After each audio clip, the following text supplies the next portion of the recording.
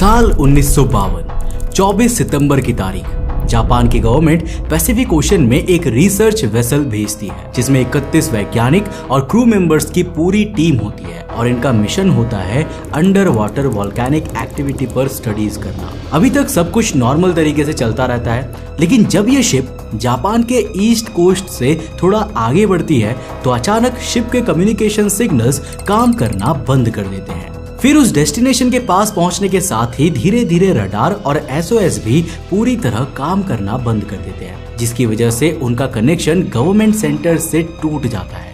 और जब रेस्क्यू की टीम वहां पर पहुंचती है तो उन्हें सिर्फ पानी में तैरती हुई डीब्रीज ही मिलती है, लेकिन उन 31 लोगों का कुछ भी पता नहीं चलता कि वे लोग आखिर गए तो गए कहां। कुछ लोग मानते हैं कि ये किसी अंडर वाटर वॉल्केनिक ब्लास्ट का नतीजा था, जबकि कुछ लोगों का कहना है कि वहां पर किसी अननोन फोर्स ने उन्हें अपने अंदर खींच लिया था।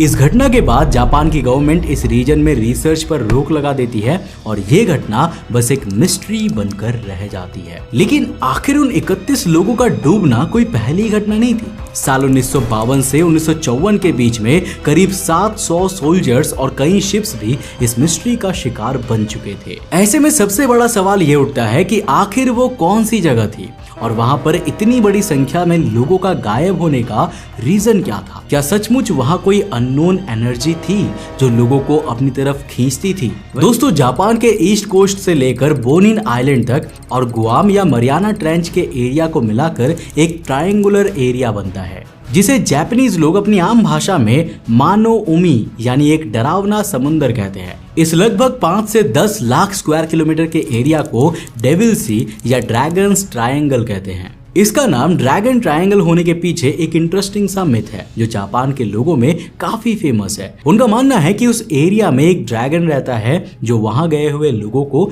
मार देता है, जिस वजह से ये सब इंसिडेंट होते हैं। इसके अलावा ये एरिया दुनिया के उन 12 स्पॉट्स में आता है जिसे विले वॉर्टिकस कहते हैं, यानी अर्थ का वो पॉइंट जहां इलेक्ट्रोमैग्नेटिक एक्टिविटी सबसे ज्यादा होती है, जिस वजह से यहाँ कंपास फेल हो जाता है, रडार सिग्नल्स भी काम नहीं करते। इसके अलावा एक इंटरेस्टिंग बात और है कि ये dragons triangle geographically Bermuda triangle के बिल्कुल ऑपोजिट में है, जिस वजह से ये एक दूसरे के मिरर इमेज लगते हैं। देखो, इस पूरे एरिया में ना एक्टिव वॉल्केनोज हैं। जब ये फटते हैं तो पानी में बड़े बड़े व्हर्लपूल और सिस्मिक वेव्स बनती है, जिनकी वजह से बड़े बड़े शिप्स का डूबना भी पॉसिबल हो सकता है।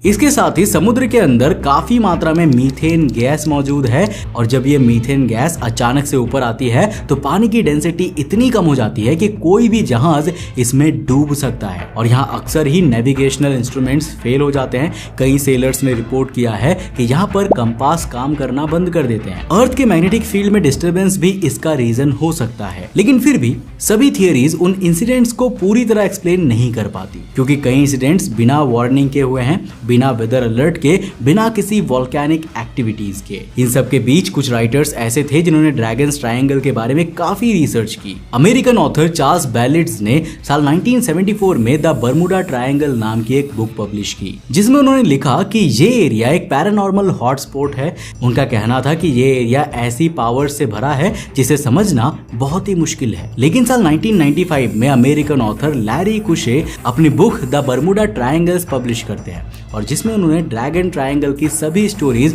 और मिस्ट्रीज को झूठा बता दिया। इसके साथ ही उन्होंने चार्ल्स बैलिट्स के सभी क्लेम्स को मिथ बताया और वहां हुई सभी इंसिडेंट्स को काफी बढ़ा चढ़ाकर बताया जा रहा है। अब बात करते हैं इसके बिल्कुल ऑपोजिट में बरमूडा ट्रायंगल से सिमिलैरिटीज कितनी मैच होती है। तो देखो, इन दोनों जगहों पर ही इलेक्ट्रोमैग्नेटिक फील्ड का बहुत स्ट्रांग होना, जहाज और एरोप्लेन्स का गायब होना और नेविगेशन सिस्टम का फेलियर होना एक कॉमन बात है। वैज्ञानिकों ने इन दोनों एरियाज में कुछ और रीजंस भी दिए हैं, जैसे कि बरमूडा ट्रायंगल में मीथेन हाइड्रेट, मैग्नेटिक एबनॉर्मल और इंटेंस स्टॉर्म सबसे ज्यादा इंसिडेंट्स का रीजंस होते हैं। वहीं पर Devil's Sea Pacific Ring of Fire पर स्थित है, जिस वजह से ये अर्थक्वेक और वॉल्केनिक एक्टिविटीज के लिए जाना जाता है। अब दोस्तों, ड्रैगन्स ट्रायंगल की स्टोरी सिर्फ एक मिस्ट्री ही नहीं है, बल्कि साइंस और इमेजिनेशन के बीच की एक कॉम्प्लेक्स पजल भी है। अब चाहे कायो मारू नंबर 5 का गायब होना हो या MU कॉन्टिनेंट जैसे एंशिएंट सिविलाइजेशंस की थियरी हो। साइंस ने अपनी तरफ से कई लॉजिकल एक्सप्लेनेशंस दिए हैं, volcanic activities, methane gas eruptions, electromagnetic field,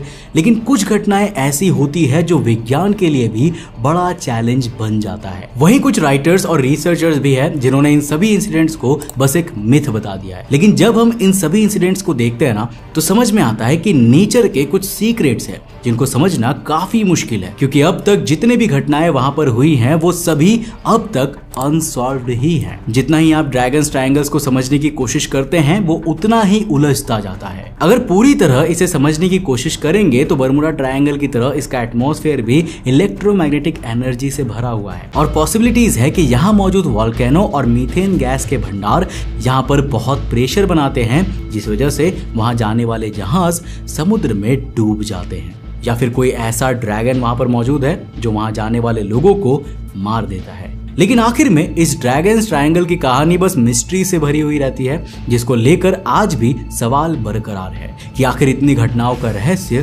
क्या है। वैसे आपको क्या लगता है दोस्तों, यहाँ पर ऐसा क्या मिस्ट्री हो सकता है जो कि इन जहाजों के डूबने का रहस्य बन रहा है? नीचे कमेंट सेक्शन खुला है, अपनी राय लिखकर जरूर बताना। अगर वीडियो पसंद आई तो इस वीडियो को लाइक करने के साथ साथ अपने दोस्तों के साथ जरूर शेयर करना। अगर आप नए हो इस चैनल पे तो चैनल को सब्सक्राइब करने के साथ साथ नोटिफिकेशन बेल ऑन कर देना। मैं मिलता हूं आपको नेक्स्ट एपिसोड के साथ, तब तक के लिए बाय, जय हिंद।